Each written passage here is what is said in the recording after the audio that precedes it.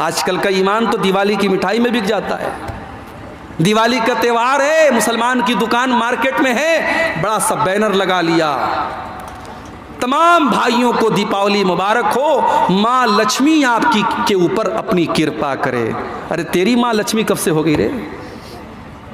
मुसलमान इस कदर गिर गया, भाईचारा और सद्भाव के नाम पर तूने अपने दीन और अपने ईमान को से कॉम्प्रोमाइज कर लिया।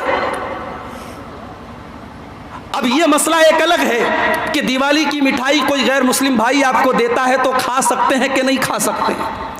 कुछ उलमा का कहना है कि खा सकते हैं, कुछ उलमा का कहना है कि अगर उस दिवाली की मिठाई पर पूजा पाठ नहीं हुई है आप खा सकते हैं, क्योंकि ऐसी रिवायतें मिलती हैं कि सहाबा ने मजूसियों के त्यौहार पर जो मीठा आता था उसको खाया है। लेकिन उलमा की दूसरी जमात और ज़्यादातर उलमा का यही कहना है कि वो रिवायतें ज़ईफ़ हैं। और दूसरी बात ये कि दीपावली त्यौहार क्यों मनाया जाता है भाई? हमारे हिंदू भाइयों के यहाँ ये अकीदा है कि उसी दिन श्री रामचंद्र जी अपना वनवास पूरा करके अयोध्या आए थे और उसकी खुशी में पूरी अयोध्या को सजाया गया था और उस मौके पर पूजा हुई थी। उसी पूजा की यादगार में दीपावली मनाई जाती है। तो गोया के अल्लाह के साथ शिर्क हुआ और उस शिर्क की खुशी वो मना रहे हैं। और हम जब ये कह रहे हैं कि साहब आपको ये त्यौहार मुबारक हो, तो गोया हम दूसरे अल्फाज में ये कह रहे हैं कि आप अल्लाह के साथ शिर्क कर रहे हैं, ये शिर्क आपको मुबारक हो। हमारे बाप को कोई बुरा भला कहे और आकर के हमको शादी में इनवाइट करे तो हम कहेंगे तू मेरे बाप को बुरा भला कहता और हम तेरी शादी में जाएंगे? नहीं जाएंगे हम तेरी शादी में। और कोई हमारे रब के साथ शिर्क करे, अरे हमें तो हमदर्दी होनी चाहिए उसके साथ, उसको समझाने की कोशिश करनी चाहिए। हम बैठ करके उसके साथ मिठाई खाएंगे तो उसको कैसे इससे रोकेंगे मेरे भाई? इसलिए उलमा की अक्सरियत कहती है कि दिवाली के मौके पर आप मिठाई खाने से परहेज करें और ये मुबारकबाद देना और इस तरीके के बोर्ड लिखना कि माँ लक्ष्मी आपके ऊपर कृपा करे, मेरे भाइयों ये तो इंसान को शिर्क और कुफ्र तक लेके जाने वाली चीज़ है।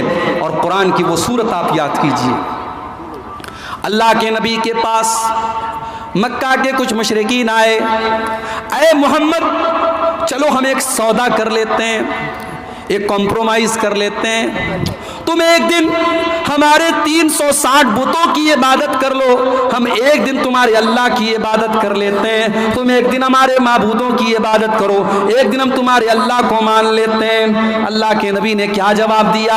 आपने जवाब दिया, कुल या अय्युहल काफिरून ला आबुदु मा ताबुदून वला अंतुम आबिदून मा आबुद वला अना आबिदुम मा अबदतुम वला अंतुम आबिदून मा आबुद लकुम दीनुकुम वलिय दीन।